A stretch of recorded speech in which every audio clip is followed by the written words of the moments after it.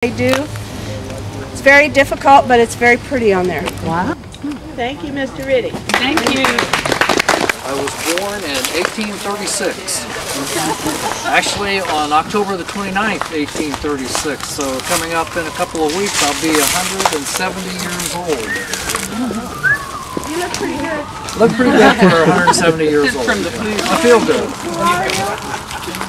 Well, I was born to French immigrant parents, Dr. Ledger and Mary Riddick. And my father, being the doctor, I went into the medical profession. At least I studied it for a while. That really wasn't my, what I felt was my calling, but I studied it, and actually in the 1860 census, I had my profession listed as a physician. But in 1871, I opened my first saloon. And that's what I like. I like to be considered a seller of fine whiskeys and wine and cigars. Okay, so, but then after a while, back in the 1870s, things weren't, sometimes things weren't quite as civilized, so it was hard to keep track of your money, because you could have a cashier taking in money when you weren't there. And you think, well, I've sold all this, I've sold that, and then you come up short on the money. Well, somebody's been dipping into the till. Well, and in 1878, I decided I was kind of stressed out over this. Even though we were doing okay, I was still losing money. And so I decided to take a steamboat tour to Europe. So while on this tour, I got interested in the propeller and the mechanism that allowed them to keep track of the revolutions of this propeller. It'd go around, it would count. Go around, and it would count. So I got to thinking, oh, this is pretty good. Maybe when I get back to Dayton, I can come up with something that will keep track of the money as we're bringing it in. So when I got back, I explained my idea to my brother John, who was a machinist in the Dayton area. And so we started working on a cash register. And after the third try, we finally got one that was workable. We patented it, and not being too modest about it, I called it Riddick's Incorruptible Cashier. Named it after myself. Well, I opened another business, another shop, and we started manufacturing cash registers and selling them, but it wasn't doing too good. And I was trying to run the saloon, which is what I really liked.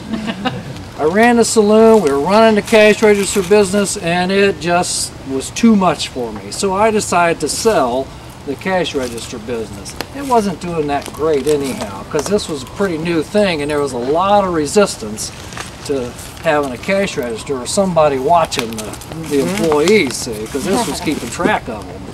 So I sold my interest, my patents, and everything to a group of men.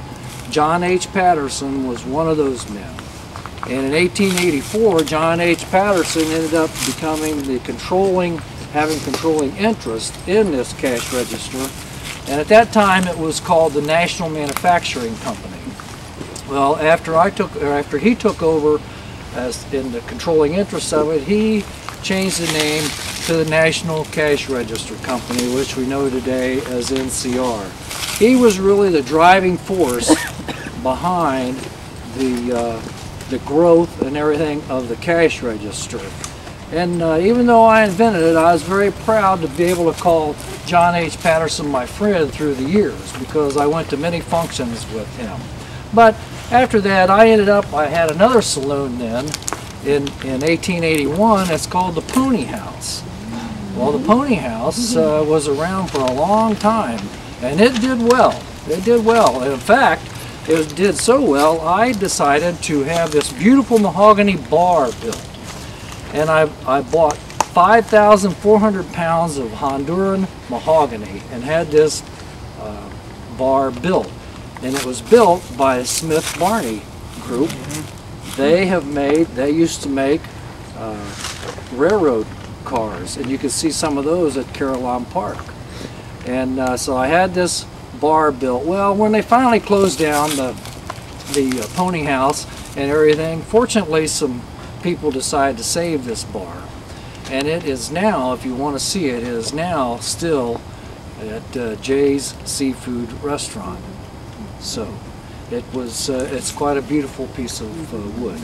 So, and I ended up dying in 1918. I lived in the Arcade, downtown Dayton, and died in 1918. Throughout the cemetery, you will find stepping stones like these.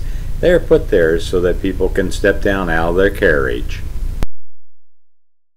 Named Leslie Carter, and he was very wealthy. His family did not approve of her. I guess back in that day, an actress was just one step up from being a prostitute, so they didn't think very much of her. They had a very bad marriage. She had a child. Her husband divorced her. He told her she was not going to get any of his money. She was not going to get their son. She didn't have any rights to anything. Well, you don't ever want to scorn a woman, because what she did do is she kept his name. And on the marquees across all over the country and over in Europe was Mrs. Leslie Carter in big print. So his family was kind of embarrassed, but too bad. Don't ever cross a woman. I'm telling you, she got even. Her name really was Carrie Dudley.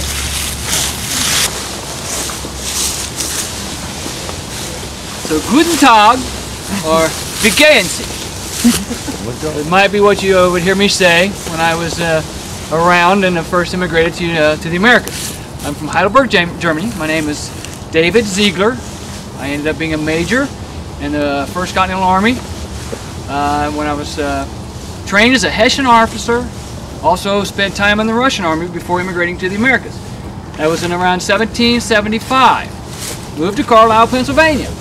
I've kind of lost my accent over the years. I've been here quite a long time.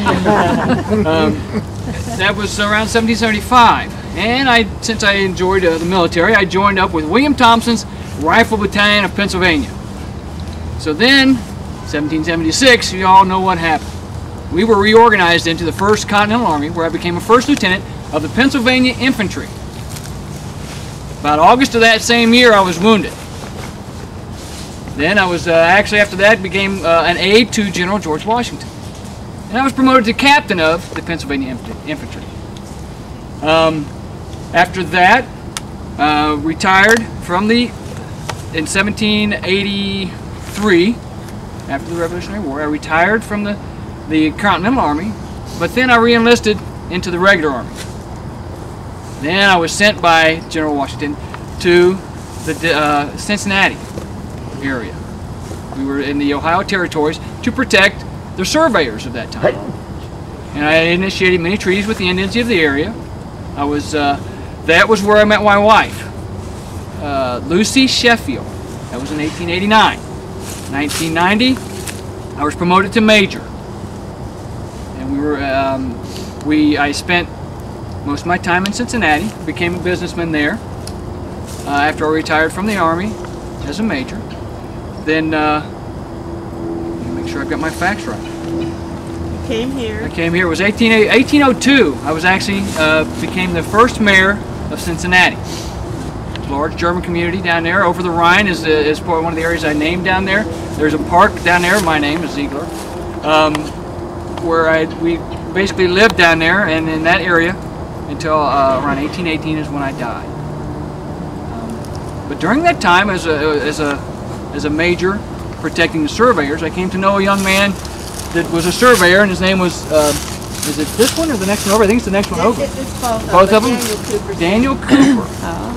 And Daniel was probably the most one